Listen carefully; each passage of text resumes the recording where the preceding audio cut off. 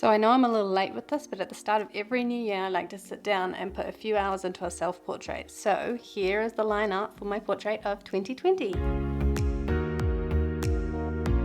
Kia ora everyone, this is hahahah. Today I will be colouring this portrait using my favourite alcohol-based markers, my Winsor & Newtons and my Copics. I'll also be talking a little bit about the piece and a little bit about myself, as well as why I like to start the year off with a portrait. I usually do it in whatever my favourite medium is at the time and whatever style I happen to be exploring, so it's less of a redraw year after year and more of just a really good way to be able to see a linear improvement over time. Like I can take my portraits from previous years and compare them and see just how much I've improved. So without further ado, let's get started.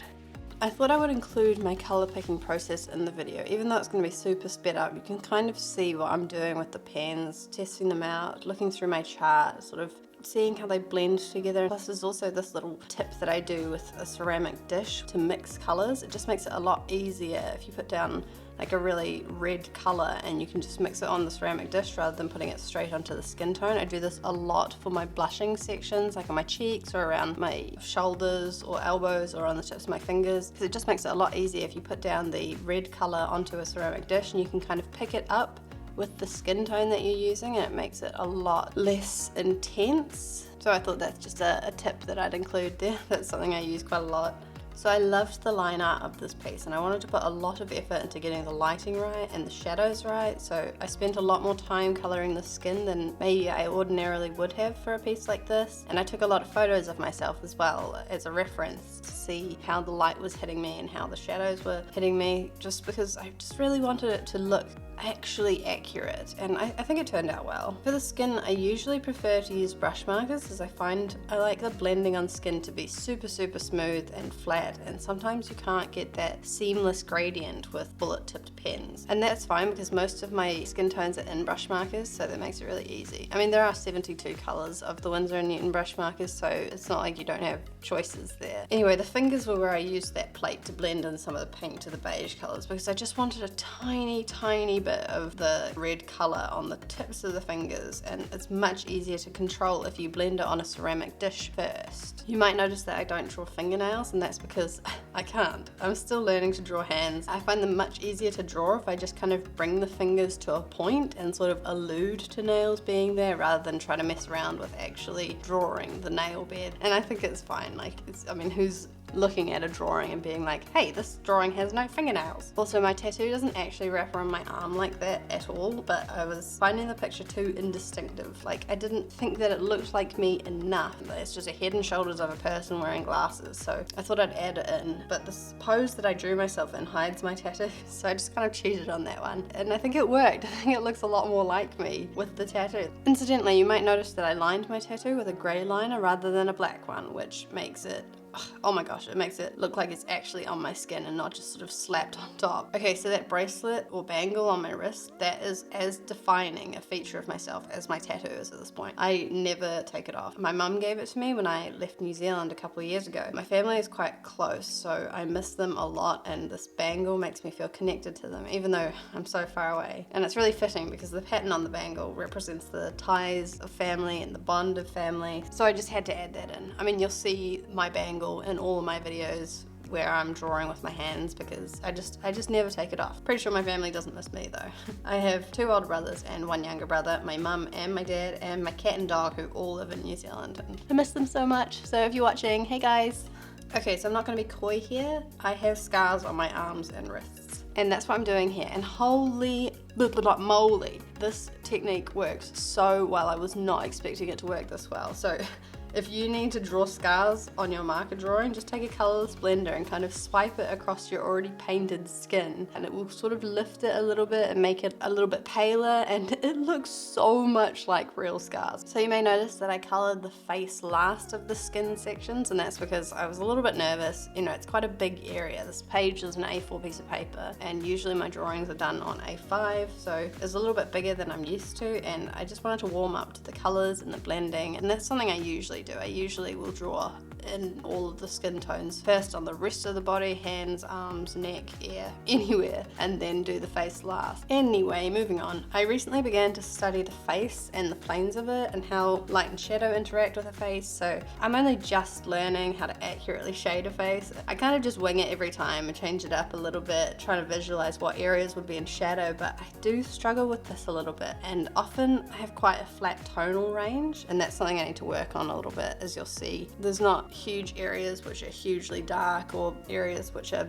hugely highlighted. Everything just ends up being a little bit flat, and like, it doesn't look bad or wrong necessarily, but it's not perfect. It's not a perfect face. So I'm still learning, and hopefully 2020 will be the year of really refining my skill in terms of shading a face, because I draw a lot of faces, so it's kind of important. At some point I was like, okay, hold on, I draw faces, but I don't actually understand them, so I've just started trying to read about it and trying to do lots of sketches and studies and look at interesting photos of how the light hits the face angles and everything. So yeah, hopefully I start getting better at that. Anyway, I think it did turn out okay. It's passable, but the blush is where I mucked up a bit. I don't have a great blush color in my Winsor & Newton markers. I do in my Copics, but I just don't like blending different brands of colors. I just avoid that. I just don't like how it works together. In theory, it should work because they're both alcohol-based markers, but I just don't like doing it. I feel like they repel each other. So I wouldn't recommend interchangeably using two different marker brands. I just don't think that it works as well as everyone thinks that it should, you know? So anyway, the blush on this looks a little bit like sunburn. I did actually use my ceramic dish technique for this, but I was picking up far too much of the blush color, and it just turns out a little bit off looking, but I kind of blended out with my skin tone, and I think it works out in the end. So my eyes are like grey. Even this color that I put in here is just too blue. They're just like a dark mid-tone grey. So I didn't really want to just put grey down because they're so boring, but they are literally just grey. So again, you'll see me blending my Copics and my Winsor & Newtons for the hair. I just like the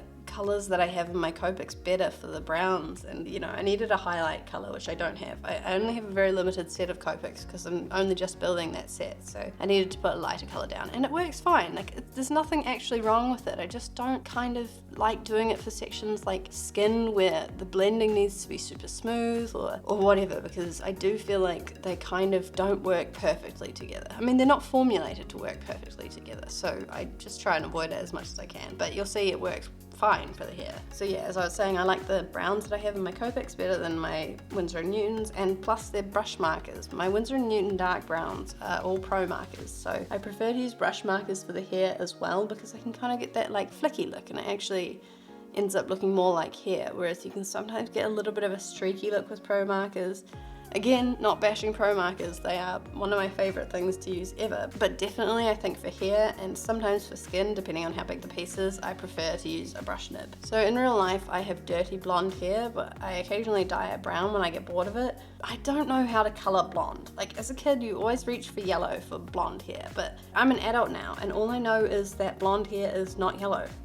I seriously don't know how to color blonde hair, so I kind of just avoided that by doing a darker color than my hair actually is. Anyway, I could really use some tips on that, so if anyone knows how to color blonde hair, please let me know, because what even is blonde? Is it like gray? Like beige? I just don't know. I don't know. I just realized I haven't spoken at all about why I start the year off with a self-portrait.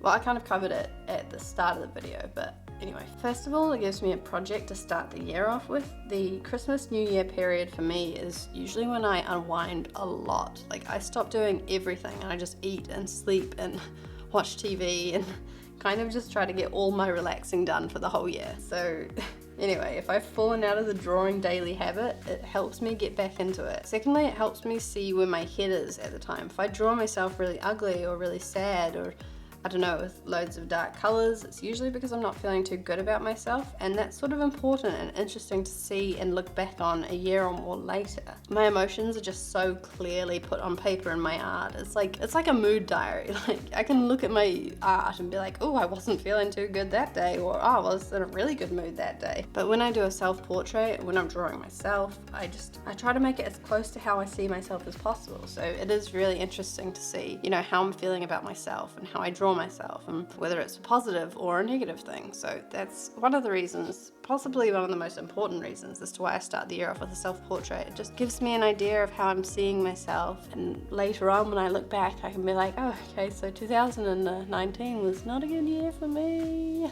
But this piece turned out reasonably colourful, and my expression is just sort of neutral, so I guess I'm feeling okay about myself. You could argue that my grey shirt represents, I don't know, like a repressed numbness and my frequent disassociation from myself, but don't read into it too much, as that was just the shirt that I was wearing when I coloured this piece. It's not really important, but maybe I should mention that I am a little colourblind. I have a reduced sensitivity to red light, and as such I often struggle with colour composition, especially when it comes to reds and browns. So I stayed away from colour and art pretty much until a couple of years ago really, when I found alcohol markers. So this is probably why yellow is my favourite colour, mustard yellow in particular, which is why I coloured the background with this gorgeous colour. Most of my artworks of people have this kind of block or shape of colour behind the subject. I just like it.